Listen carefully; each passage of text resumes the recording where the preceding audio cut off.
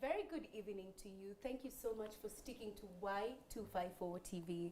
My name is Sheryl Blessing and you are watching The Power Talk Show. We're coming to you live from Nairobi, Kenya, and I hope you've enjoyed your day. This is the very last day of November, and as we're getting into December and wrapping up the year, I want us to discuss second chances. We all want second chances, either at something that you want to pursue for your career, and even in our personal lives. There is something that we always wish we had a second chance at. And I want us to discuss this with an agency that has created that opportunity for the youth, and particularly in the pageantry industry. So joining me this evening is Dr. Samson Misango, who is the CEO of Second Option Agency. Karibu sana, Daktari. Asante sana, and thank you for your kind introduction. Yes, you're welcome. And right next to Daktari, we have the very lovely Miss Second Option Africa, Wanjih Olasa. Karibu, Wanjih. Thank you so much. Thank Yeah, you for having me. it's such a pleasure to have both of you in studio. So as you've heard, he runs the agency Second Option, which basically gives the youth second chances at pursuing their dreams and focusing on their talents, especially in the modeling and the pageantry industry. Because as we all know, so many people pursue this, and in the past we've had some very strict qualifications. Now the world is expanding and new and more agencies are coming up to redefine what the pageantry industry means. So I want you to go to our social media platforms, which is at Y254. We've posed a question for you. We want to rewrite destiny. How are you rewriting your destiny?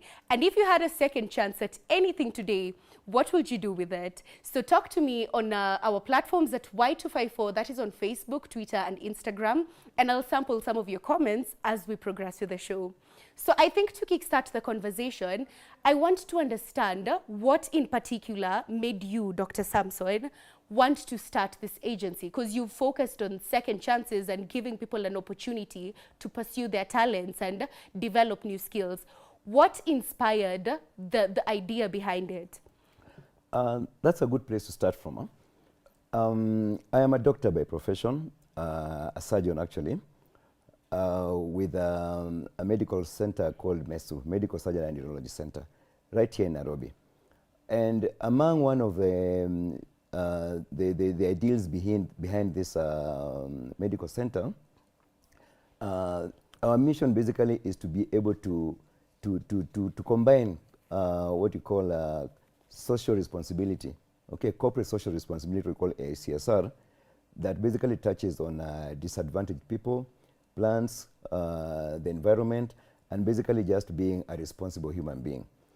And in line with that, initially I used to do a lot of community service that was giving medical services to people outside. But this was so cliche, everybody is doing it. Politicians are doing it, and one day there's this young person who had finished school who came and was looking for a job. And I knew her past life in college, she was a model. And I asked her, you are a very good model. Why don't you do modeling instead of looking for a job? And she said, the modeling industry is wicked. So I asked, what do you mean? She said, it's very exploitative. Nobody really wants to make you advance. They all want to take advantage of you. I said, oh, that's a sad story. What if, with your experience, you have an agency which basically does things differently from how it was done for you? She said, having an agency costs money. And right there, I saw a CSR. So I told her, why don't you run an agency, I'll sponsor it, make it be done in a different way from how you'd have wanted it done. Okay. And that's how we began the agency. And we said we were going to give it a name because we are giving people second chances. Okay. We're calling it Second Option because according to her and the story which was there, all the modeling agencies that she knows, in other words, the first options which are available are all basically lost. So I said we are going to present ourselves as the second option, which will do differently to redefine the modeling industry. And that is how we defined our mission and our vision. Because we basically want to identify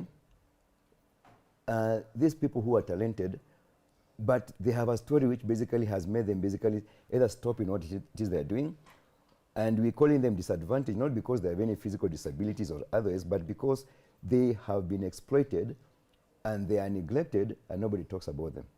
So he said, we will give you that second chance in the entertainment industry, give you a platform to do things that entertain others, and you get rewarded as you do what it is you are doing.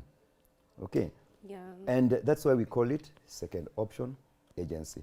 And right below there we call it grab that chance, because when you're given an opportunity, you're saying it embracing second chances, as you're calling it, grab that chance. Yeah. So that's how I found myself in this industry of the modeling world. I was an outsider. I mean, I was a sponsor operating from behind, and these ones were running it. So how did I get myself into the front line? Now, that's where the story changes a bit, because we had And I our also first... want to know maybe what year exactly did you start all We this? began this in 2018. We registered the agency on 10th of May, 2018. Okay? After having had a discussion for about 3 months, looking at what would be best, what will best capture our logo, what will best capture our motto, what would best capture the name. So this was something very authentic, very generic. Okay? We didn't go to somewhere on some social media or some to Google which name should we use. It came, we developed our mission generically and our vision. Okay? So we want to be that beacon of hope to people, okay, going forward. Anybody looking around will see these glamorous people outside there and want to know what's their story. And then they get to hear the story from each of these different people. And when we were training, the first models we used to recruit in that year, 2018, we used to subject them to interviews, okay? We wanted people who have a story. Somebody would come and say, I've been selling this, I've come from broken homes. So everybody had a very powerful story before we recruit you. It was not just about money, okay? Then we had our first pageant in the year 2018, which we called Face of Second Option Agency. And during that year, of course, we had only female models who were there contesting. I even remember we had our first pageant in a club called Avenida, because that was the easiest way to organize a pageant, okay, with the drunkards shouting and screaming, okay, but it worked. And the male models for that year, we actually had to give them an incentive to turn up because we had no male models. The pageantry. Yes. Yeah. Okay. Because it was an unknown phenomenon for men in the modeling industry. They were just there to here and there. So these managers that had tuned up with for that years, the one who made me open the agency, they taught me some, they did some character development for me, okay? Because, you know, I was outsider, looking insider, and I trusted them with everything. But they exploited our models. The same people who wanted to do things differently, they took money from the models, they never registered them. They took them for some jobs somewhere where I had no idea, because what we thought was we would be giving them 80% from any job they get, we remain 20%. But they would be going around. So it was a bit disappointing, and I nearly shut down the agency in that, after that pageant of 2018, because it didn't look worth it. So I actually closed the agency in December and said, this is not my thing. I thought I was trying to build people, but these are just young people who are just there. But towards the end of January, the models who were in the agency, they began looking for me and asking me, now, you promised us we are going to be a different agency. We believed you. You've had a problem, but now we feel like orphans. What do we do? Because you've left it. Yeah, and that touched me. I said, okay, I will get another manager. I think she came in 2019, around February. she had no information on modeling. I just said, just manage these people, okay, because they're with us, but I'll be a bit more involved. So we went through, because normally in our program, as an agency, we conduct trainings every 2 weeks, okay? Because we said we are going to give models who have registered something of value. Not just to come and you go for pageant or you just a pretty face somewhere. We want to teach you values. So we would have training every 2 weeks. We would arrange for photo shoots every 2 months during those days for the ones who registered. We would try and send you for activations among some of my friends' companies. We just go and do something, you get paid some pocket money. And we would give you a chance to participate in our end of the year pageant. But during the year, it is to develop your character, to build you as a model with a purpose. And the thing which we have been very much strongly on as an agency is CSR. So we used to do once a month, we have a community project. As an agency, we go, we would tell the models to identify in the regions where they come from, a child who is needy in a public school who requires school uniform. So we'll mobilize ourselves. I would have a budget. Every month, we go to a particular house. We donate. We get uniforms for that child in a public school. We give the family some refreshments, some meal, and just have some time with them. So we used to call it a touch one child at a time in a public school. So that was our campaign for the whole of that year. That's 2019. And I feel like maybe we can talk more on that. Yes. And especially this processes that you're talking about, we can dive deeper in that as we progress.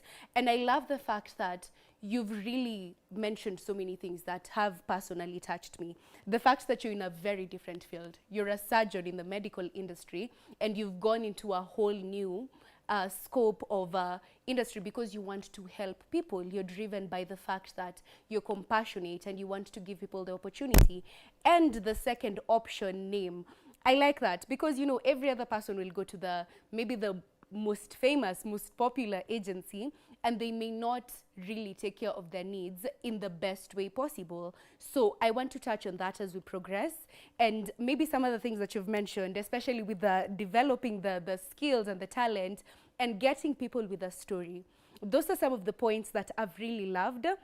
So maybe we can talk to the crowned winner of this year, Miss Wanjih. So there was a pageant in Eldoret on 11th November, and you won that pageantry. I know you're so happy about that. You're so pleased. So I just want to ask you, how did you get here? Maybe you can tell us your story briefly, how you got to even pick second option, why you felt like it was the best option for you, and why you stuck with them to where you are right now.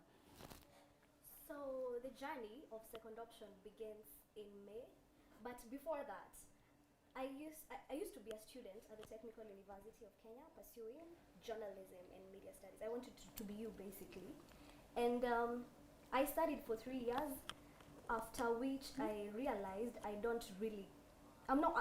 was into it, but I was kind of not loving it at the time. So I decided to quit not quit, mom, sorry. Not quit. And I feel like I'm sorry. That sounds very interesting. So I've been told your mic has a slight issue. Okay. So I want us to fix that because I want us to get this story right.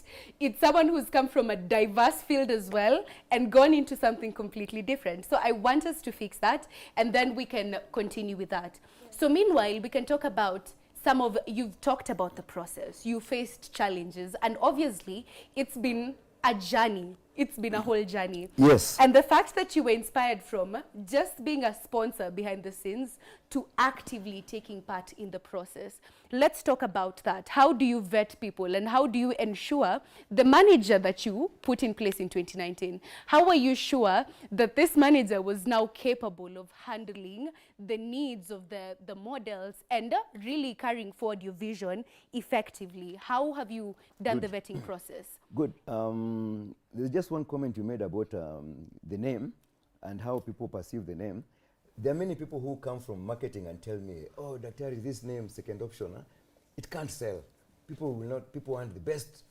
People do not want to hear about You know what people normally say, and people don't want to hear about the second, they want the first. Why do you rename this, rebrand? But I say, no, our identity is in the name. The name is not supposed to be for publicity or for whatever. We believe it represents something very deep for us. So I don't care what the marketers say. It is that interest that you have. Why second option? It's a philosophy yes, that you have. Correct. Okay. Yeah. So yes, we believe in actually having structures in the agency because since I began going into that modeling world, I began meeting with friends who have been in the modeling world, and I would ask them, what motivates you to actually go and contest a pageant? And when you win, what do you do with that crown? They say, oh, it gives me a chance to now go, I feel good, I can dress and I can go and feel good. But I say, no, but what do you represent? There must be something that you represent for that year of your reign. And they say, no, it's an opportunity to make money. And but I like that because you see, no if structures. we're being realistic, most people want it for the aesthetics. Yeah. I just want to, like personally, I was just telling her earlier, I love the crown. And I would love to just participate for the crown. But it's very important for you to stand for something. Yeah. Because you're representing a whole generation, you're representing a whole agency, and there are people who are looking up to you. So I feel like before we continue, her mic has been fixed. Good. So she can tell us her story. You were just telling us you were a mass communication student at Technical University. How did you make that move? I got lucky enough to do this job. When I was in school, I got a chance to work in an online media type of thing. And I worked for some time. I got a chance in some small radio. Well, I quitted the job, this interviewing job, and I got another chance to do some radio presenting. And I also didn't love it. So I was like, then why am I studying journalism? To be a journalist, but I don't like the job. So I decided to just quit or not go to school just because I didn't feel aligned. And that is when I reached out to Dr. Misango. And after some time, I mean, we started like hanging out, and after some time, he introduced me to the agency. He told me he has this agency and he thinks I fit for it. And to be honest, I told him, nah, no way, I'm not doing the runway stuff because I'm an online girl. I love social media, and I've seen so much stuff with the models. People are asking you, are you a model for some favors, sexual favors, you know? And so him telling me that he wanted me to be a model, I'm like, no, I'm not doing it. And after some time, he managed to, he told me the same story. He told me this is what I stand for and this is what we do in the agency. And I was like, well, let me give it a try, because after all, I'm just at home. I'm 19 years, so I'm just like chilling. And that is when the auditions were going on at the time. So it was, I think, in Eldoret. And in May, I remember May the 13th, it was supposed to be Nairobi auditions. And best believe, I had started training 2 weeks before that. I didn't know anything about modeling. I didn't even have a heel. I didn't even know the right heel to use. And I coached. I mean, I had some trainers for the 2 weeks I trained. And I went for the audition. I chose to go to Nairobi. I mean, I knew there are some other counties which were a bit not so hard to win, but Nairobi is the most competitive county, and I chose it intentionally, to be honest with you. But he also pushed me. He also pushed me because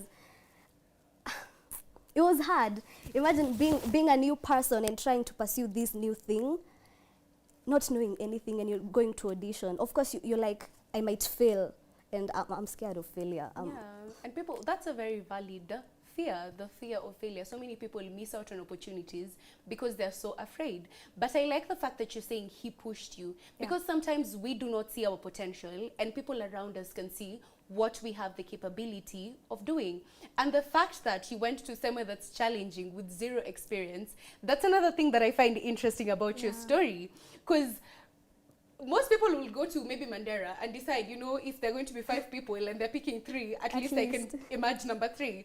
So that is also very inspiring. So what happened after you went for the auditions in Nairobi? How many people were there, first of all? Probably like more than 30. And my work was terrible at the time. It was terrible. But at least I'm confident That was one at least, because like I can answer questions, and that is what made me pass the audition. I was in position 4, and I was so happy. I was so proud of myself, Christ, because like everyone else has been doing. When they were being asked questions, everyone is saying, "I've done modeling for 5 years. I'm here. Done it for 2 weeks, and I'm past the audition." Of like, Christ, what is happening? And after that, now it's online challenges, because now we had been the first 5 in Nairobi, or well, every county. We had to do online challenges, which were 3 different things. Well, they were all videos, but the first 2 are videos. The last one was voting, where people had to vote for you. The first 2 were not so hard for me, because it's just like being on camera and talking. Yeah, it was not so hard. But now the voting one, where people have to vote for you, well, let me not lie, it was not so hard. Clearly, you're popular. You have the numbers, and you've been on social media. So it's very easy for you to engage with the masses and just activate them to support you. But I understand it was a challenge for, the other contestants, because 1 vote is 10 shillings, and people are there with 2,000 votes. You're having 100. It was a bit challenging. So I managed to be position 1 in that online voting, and I got a sponsorship to the boot camp. So position 1, the girl, and the position 1, the male, we got sponsorships. And actually, you won't believe where they were. Okay, never mind. Where the people who won. Tell us, please. See, the thing is, it's crazy, because the us who got the sponsorship, myself and another guy, we're the ones who won. Oh. Yeah, you'll get his story. Anyways.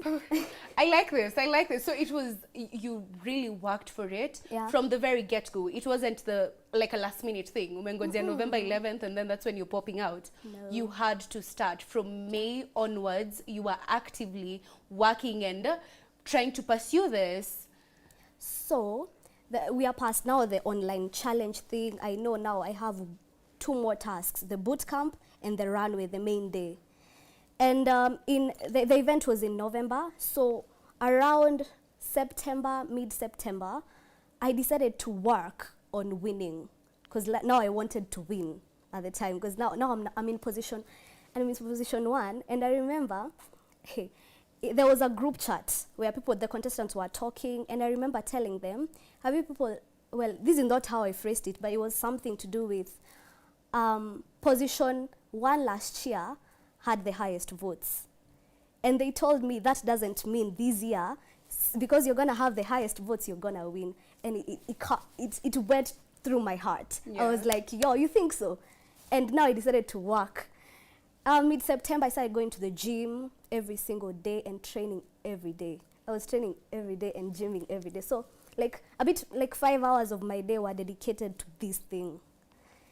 And I did it, became better and better. I became like proud of myself every day. And now we went to the boot camp. But I had done lots of research. I knew what to do in the boot camp, what not to do. And now it came to, was it 5th? 5th of November. Sunday. We went to Eldoret, and now the boot camp had started. I knew you have to be disciplined, you have to keep time, you have to be at your best, And I was doing good at the gym because I was training. So I was so happy because I felt like my training, the things I was doing before the event were coming to, how do I phrase it? Like they were changing and transforming you, and they're aiding the entire process. Yeah, it's not just they were like aiding the process. That's the thing. And so I think I was doing okay in the boot camp, keeping time. If it's presenting, I'm presenting like I'm here, you have to listen. And basically just being at your best, because now it's a camp, you're being awarded. You don't even know the judges, first of all. You won't you won't befriend anyone. Oh. So it's just like, do your best, you don't know who's judging you. You don't know. I like that. I feel like personally I want to join the agency. Please do. Because just aside from the pageantry, you learn discipline, you're learning skills, you're being motivated. And another thing I've taken from that, your haters will push you. Like someone can say something thinking they're breaking you down, but they're motivating you. So I'm really inspired by that. I want to read some comments from Facebook, then we can take a short break. and come back and continue with this conversation. I'm very fascinated by all the things that you're saying. So this is from Facebook. We have Don Dada, who says Nico Insana, and Julius Murege, who says he's tuned in. Thank you guys for watching us. It's very lovely for all of you to tune in. I want you to ask questions. I want you to ask our winner and the director, if you may be curious about, you want to model, you want to be a pageant winner one time, what questions do you have? You can write, even if it's a comment, an opinion, share that with us on our social media platform. I want us to go on a very short break, but we're talking about rewriting destinies and embracing second chances. So stay tuned to Y254 TV. I am Sheryl Blessing, and this is the Power Talk Show.